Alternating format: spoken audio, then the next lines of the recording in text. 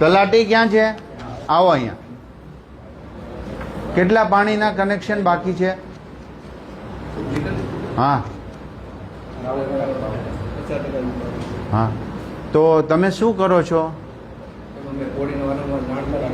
હા ભાઈ, આનો નિયમ જોઈ લો. બોડી ન કરતી હોય તો બીજા કામો શોધો અને એનું મારી પાસે તમે ખૂબ સ્ટ્રોંગલી રીતે ત્યાં કામ કરવું પડશે.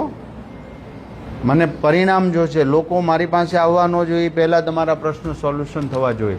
તમે જો ગ્રાન્ટ જમા કરી હોય અને કામો કેટલા નથી ત્યાં, તમે એને તલાટીને બોલાવીને આજે મિટિંગ કરી લો. કાલથી બધા યુદ્ધના ધોરણે કામના વર્ક ઓર્ડર આપવાના, બાકી હોય પેવર બ્લોક નાખવાને બધું તમે પૂરું કરો. આવકના દાખલા નહીં આપવાના તો તત્કાળ ધક્કા ખવડાવે. ભાઈ તમે કેમ ધક્કા? એજન્ટ શું થાય તો કલાકમાં દાખલો કાઢીને આપી દે. એક મિનિટ તમે બેસો ને બધા. એટલે ભાઈ, આવકના દાખલામાં એક પણ વ્યક્તિ હવે પાછો નહીં જવો જોઈએ. તમારી પાસે આવકનો દાખલો કઢાવવા આવે કે એની સ્થિતિ ગરીબ માણસ હોય તો જ આવે ને ત્યાં. હે તો એને 3 ધક્કા થાય એટલે શું આપણે?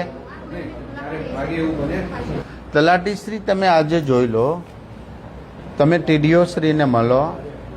અમારા બેન જે છે તાલુકા પંચાયતના સદસ્ય રાજુભાઈ સમીરભાઈ તો છે જ. તો તમે આ સંકલન કરી અને 2 દિવસમાં આખો પ્લાનિંગ કરો.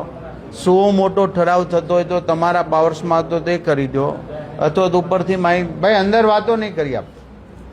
બરાબર છે? તમે 1 દિવસની રજા આવે ત્યાં પાડતા નહીં.